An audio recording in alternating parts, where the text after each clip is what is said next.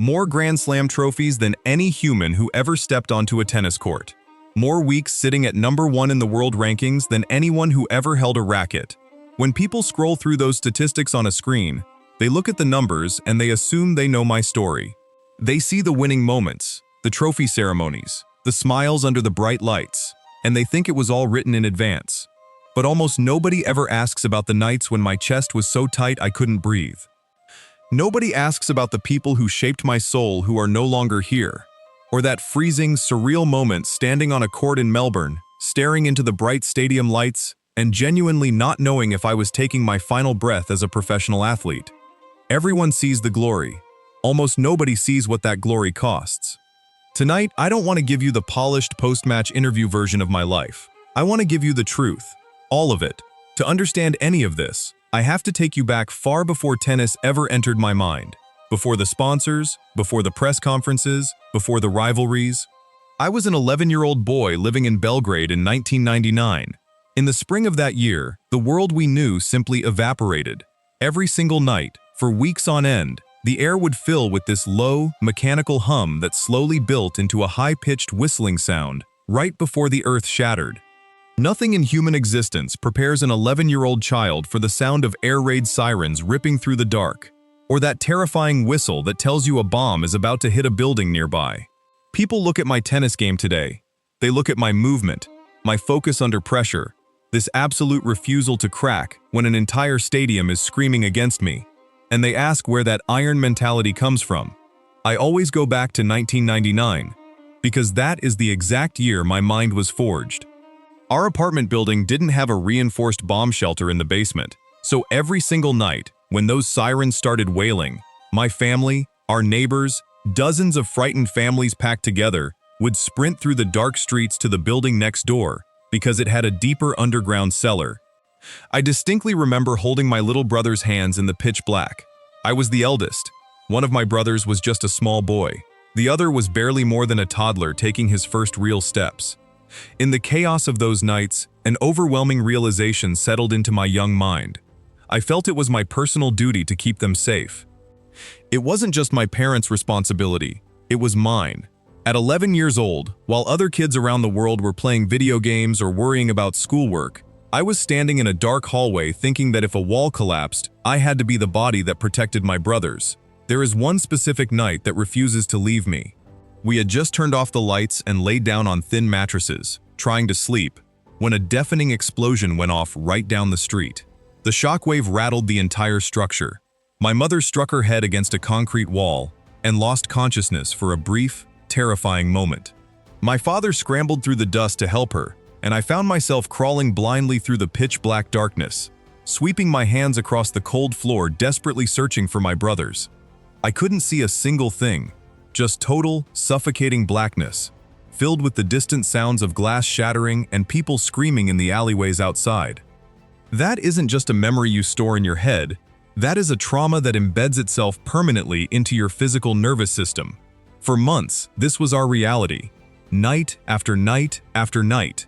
Eventually, a strange psychological defense mechanism kicks in. You just stop reacting. Fear exhausts the human body, so your mind shuts it off to survive. I remember celebrating my 12th birthday at our local tennis club. We were gathered around a small table, and right in the middle of everyone singing happy birthday, a military jet roared directly over our heads. Not a single person at the table stopped singing. Nobody even flinched or ducked. That is how completely normalized the horror had become. And when I reflect on it today, that is perhaps the saddest part of all. That fear became as routine as breakfast. But there was another side to those months that very few people know about. Right in the thick of the conflict, I was still practicing tennis every single day. My coach at the time was a woman of incredible grit, and she came up with a wild, desperate logic. She would track where the bombs had landed the previous night, and we would travel to those exact bombed-out sites to practice the following morning. Her reasoning was simple. They would never target the exact same civilian location 2 nights in a row. So there I was, an 11-year-old kid, stepping over piles of rubble and twisted metal, setting up a portable net, and hitting thousands of tennis balls in cratered courtyards for hours at a time. Something fundamental transformed inside my soul during those practices. We simply decided to stop being afraid. When you fully accept that you have zero control over whether a missile falls on your head, a bizarre, liberating sense of freedom washes over you. I can't explain it in any other way. People often ask me if I carried deep anger about those months as I grew older. The honest answer is yes. For the first decade of my professional career, that anger was the fuel in my tank. It gave me a vicious, hungry edge that players from privileged backgrounds simply couldn't match. But anger is a toxic fuel. If you burn it for too long, it stops driving you forward and starts eating you alive from the inside. Even today, decades later, if I am staying in a hotel room and sudden fireworks go off outside for a celebration, my heart violently slams against my ribs before my conscious mind even registers what the sound is. The body remembers what the mind tries to forget. I would never ever wish an experience like that on any child, nor do I believe you need to go through a war to build a strong character. There are far gentler ways to learn resilience. But for me, it was the bedrock. Whatever composure, whatever cold focus I showed on center courts in London, New York, or Paris, when everything was falling apart around me, a massive piece of that was built in a dark Belgrade cellar, holding my brother's hands, waiting to see if we would survive until morning. Yet war was only the first chapter of my foundation. Long before I learned how to deal with conflict, I met an extraordinary woman who taught me how to love the game of tennis. Her name was Jelena. I met Jelena when I was just 6 years old at a summer tennis clinic, directly across the street from my parents' small pancake restaurant in the Serbian mountains. From the very first afternoon I picked up a racket, she saw something in me that nobody else did, including myself. But Jelena wasn't just a tennis coach who corrected your forehand grip or forced you to run sprints. She was a visionary intellectual. She understood that a great athlete must first be a complete, soulful human being. During our breaks from hitting balls, she didn't talk to me about rankings or winning trophies. She introduced me to classical music. She read me poetry. She taught me how to breathe, how to visualize, how to carry myself with quiet dignity. She shaped my mind, my spirit, and my worldview just as much as she shaped my backhand. I called her my tennis mother, and that wasn't a poetic metaphor. It was the absolute truth. Through the darkest, most impoverished years of my youth, she was an immovable pillar in my life. Even after I outgrew her coaching and moved on to elite academies abroad, our bond remained sacred. I spoke to her constantly, visiting her house whenever my travel schedule allowed me to fly back to Serbia. Fast forward to the spring of 2013. I was in the middle of a fierce quest to achieve something that had evaded me for years, winning Roland Garros to complete my career Grand Slam. Before heading to Paris, I visited Jelena at her home in Belgrade. She was frail, but her eyes were as sharp as ever. She looked me dead in the eye and said, "This is the year. You are going to win Paris, and we are going to take a photograph together, holding all 4 Grand Slam trophies." That was her dream for me. In many ways, it was more important to her than it was to me. I arrived in Paris feeling a profound sense of purpose, but midway through the tournament, tragedy struck. Jelena passed away back in Serbia. My team made a difficult, deliberate decision to keep the news hidden from me until after my match that afternoon. They didn't want me carrying the crushing weight of grief onto the court during a major tournament. When my team finally sat me down in a private room after the match and gave me the news, I broke. I completely collapsed on the floor of the locker room, weeping uncontrollably. The emotional shock was so intense that I couldn't even compose myself to face the press. I had to send an apology to the media directors and immediately leave the venue. I spent that entire night staring at the ceiling of my hotel room, overwhelmed by a hollow sense of loss. How am I supposed to walk back out onto a stadium court in 2 days and pretend to care about a tennis match? I asked myself. But 2 days later, I laced up my shoes, stepped back onto the court, and fought my way to another victory. As I walked off the court after the final point, I took a marker, walked up to the television camera, and wrote her name across the lens. It was my private signal to her, a message to let her know that wherever her spirit was, I had carried her with me through every single point. During the press conference later that day, a journalist delicately asked me how difficult the last 48 hours had been. I sat there, trying to process the pain, and said, "Life gives you incredible blessings, and then it takes away the people who mean the most to you. That is just the brutal reality of existing." I didn't win Roland Garros that year. I lost a brutal, exhausting 5-set battle in the semi-finals, and for a long time afterward, a heavy guilt settled over my heart. I felt as though I had failed her, as though I owed her that missing trophy and had run out of time to deliver it to her while she was alive. It took me 3 more years of heartbreak, self-doubt, and relentless work to finally stand on the red clay of Paris in 2016 and lift that French Open trophy above my head. And when that magical moment finally arrived, the very first image that flashed across my mind wasn't of myself or my team. It was Jelena's warm, proud smile, losing someone who raised your soul, right in the middle of the most public, high-pressure environment in professional sports, teaches you a truth that no sports psychologist can ever explain.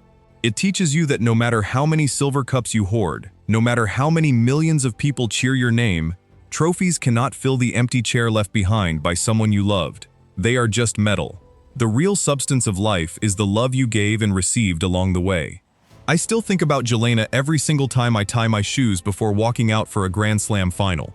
I still feel her quiet presence sitting somewhere in the back of my mind, watching over my footwork, reminding me to play with poetry rather than just force. Yet, life has an ironic way of testing you the moment you achieve your ultimate dream. Winning that 2016 French Open title was the absolute pinnacle of my professional career. I held all 4 Grand Slam titles simultaneously, a feat no man had accomplished in nearly 50 years. I was standing on top of the sporting mountain, and then, almost immediately, everything inside me fell apart. It is a terrifying thing when reaching the absolute summit of your life's ambition doesn't feel like a glorious arrival, but rather the edge of a cliff. Within weeks of achieving the full Grand Slam, a profound emptiness washed over me. To make matters worse, my right elbow, and joint that had been quietly aching for months, finally gave out entirely. But I was stubborn. I had been conditioned since childhood to fight through pain, to ignore bodily warning signs, to treat physical weakness as a flaw. So I wrapped the elbow, loaded myself up with anti-inflammatory medications, and kept playing. Stopping was a language I had never learned.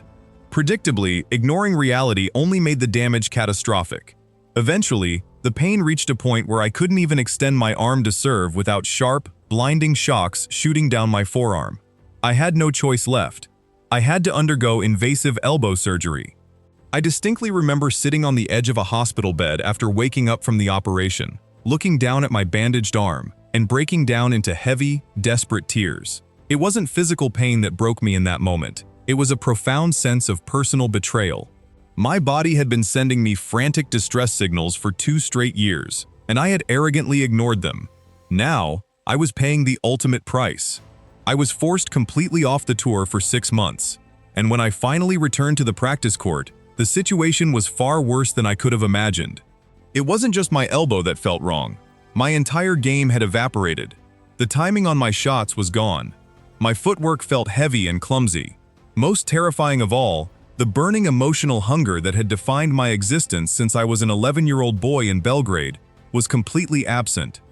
I would stand on a court, hit 20 balls, and feel a total, terrifying void of apathy. My world ranking plummeted out of the top 20, a space I hadn't inhabited in over a decade. For someone who had defined his identity by sitting at the absolute peak of the world ranking table, that fall was a quiet, agonizing humiliation. The public and the tennis media only see the numbers beside your name. They don't see the internal decay. Everyone assumed it was a purely physical rehabilitation issue, but the elbow was only 10% of the problem. 90% of the battle was raging inside my own head. Every morning, I woke up to a toxic internal voice whispering, "It's over. You had your run. You're past your prime. You're irrelevant. And everyone on tour knows you're finished." And the darkest part was that I began to believe it. For a stretch of nearly a year, I inhabited a deeply dark psychological space. I had serious, quiet conversations with my family about whether it was time to put my rackets away forever and retire from professional tennis. The turning point didn't come from a magical technical adjustment or a new fitness routine. It came during a low-tier tournament match during my comeback. I was playing terribly, down a set and a break, feeling exhausted, frustrated, and ready to quit on the court. During a changeover, instead of staring at the scoreboard or panicking about the impending loss, I simply closed my eyes. I took a slow, deep breath into my lungs. I told myself, forget the rankings, forget what the media will write tomorrow, forget winning or losing, just feel your feet pressing against the hard court. Feel the ball hitting the strings. just exist in this single second. Something profoundly spiritual cracked open in that moment. I stopped fighting the reality of my failure and simply embraced the present. I stood up, walked back out onto the court, played with a sense of quiet detachment, and managed to turn the match around. That single micro moment initiated a mental shift that slowly, brick by brick, re-engineered my mindset and allowed me to launch one of the most improbable comebacks in sports history, eventually reclaiming the #1 ranking in the world. However, the moment that truly healed my soul occurred off the court, shortly after I won Wimbledon a year later. I was standing on the iconic center court during the trophy ceremony, holding the golden cup in my hands. I looked up into the player's box, where my wife was holding our young son. Right as the presenter handed me the microphone, my son leaned over the railing and shouted across the quiet stadium, "Daddy! Daddy!" In that split second, the cold ice around my heart melted away completely. All the agonizing months of rehab, the dark nights of self-doubt, the surgery, the public humiliation of losing to players I used to dominate, every single drop of sweat made absolute, beautiful sense. I realized that my post-surgery breakdown hadn't been the end of my story at all. It had been a necessary death of my old, ego-driven self. I had to completely lose the player who relied strictly on anger and perfectionism, so I could discover a mature, grounded human being who could play from a place of pure joy and gratitude. That isn't a lesson victory can ever teach you. You only earn that wisdom by falling apart and building yourself back up from scratch. Which brings me to the present moment, and a chapter that is still incredibly fresh, vulnerable, and raw for me. I walked onto the court for that recent final in Melbourne, carrying a level of physical fatigue I had rarely experienced in my career. The round before, I had been pushed to the absolute limit in a grueling 4-hour war against an opponent who was nearly 15 years younger than me. As I completed my pre-match routine in the locker room, I looked at my reflection in the mirror and whispered a quiet truth to myself. No matter how this match ends today, you have already proven everything you ever needed to prove. The final started, and for the first set and a half, I played what I can honestly describe as some of the most flawless, vintage tennis of my entire life. My movement was fluid, my backhand was painting the lines, and I felt a rare, intoxicating surge of youth rushing through my veins. For a brief hour, I allowed myself to sink into a dangerous thought. I still have it. I'm going to run away with this title. And then, as happens so brutally in elite sports, the tide turned. Slowly at first, and then all at once. It happened during a critical rally midway through the third set. I set up for a forehand down the line, a shot I have executed a million times in my sleep, a shot that has defined my career in high-pressure moments. I swung, and my body simply didn't deliver the power. The ball caught the top of the net and dropped on my side. In that split second, a cold realization washed over me. One minor physical slip, one single shot where your body refuses to obey your brain, can transform a lifetime of mastery into an agonizing question mark. I didn't win that day. My opponent played extraordinary, courageous tennis, and his victory was entirely earned. I want to make that unequivocally clear. He represents the new generation, hungry, fearless, physically explosive. Sitting across the net from him felt like staring into a time machine at a mirror image of myself from 15 years ago. There was an eerie, bittersweet beauty in that dynamic. At one point in the fourth set, after he hit an unbelievable passing shot on a critical point, I couldn't help myself. I just looked over at him and laughed out loud. Because what else can you possibly do when time catches up to you? You spend your entire life elevating the standards of a sport. You inspire a generation of kids, and then one day, one of those kids grows up, stands across the net from you, and uses your own weapons to take the very thing you wanted most. During the trophy presentation, as I stood near the net with the runner-up plate, I found myself speaking from a place of unscripted vulnerability. I looked out at the packed stadium and heard myself say, "It's been an absolute hell of a ride." The moment those words echoed through the stadium speakers, a quiet hush fell over the entire crowd. It felt as though thousands of people instantly understood a truth that I hadn't even fully voiced to myself yet, that the end of this long, incredible journey is no longer a distant abstraction. It is standing right at the doorstep. Ever since that afternoon, journalists, friends, and fans have continually asked me the same question. Was that your final goodbye to that court? The honest, unfiltered truth is that I do not know. Nobody knows what tomorrow holds, let alone where my body and mind will be 6 or 12 months from now. But here is what I know with absolute, unwavering certainty. Every single tragedy and trial I have shared with you tonight, the bombs falling over Belgrade, holding my brother's hands in the dark, losing Jelena at the height of my career, the surgery that nearly broke my spirit, none of those moments destroyed me. They simply reshaped me into a stronger, more resilient human being. And this recent loss in Melbourne is no different. I am not standing here writing a tragic ending to my career. I am simply being honest about where I stand as a man who has given every single drop of his soul to a yellow felt ball. If that match turns out to have been my final dance on that court, then I walk away with my head held high, knowing I left every ounce of energy I possessed on the concrete. And if it wasn't my final dance, then I still have one more extraordinary chapter left to write. Either way, I am finally at peace, because I no longer feel the need to hide behind a shield of statistics and silver trophies. I am ready to share the entire truth, not just the story of the champion who couldn't be broken, but the story of the human being who survived the broken pieces.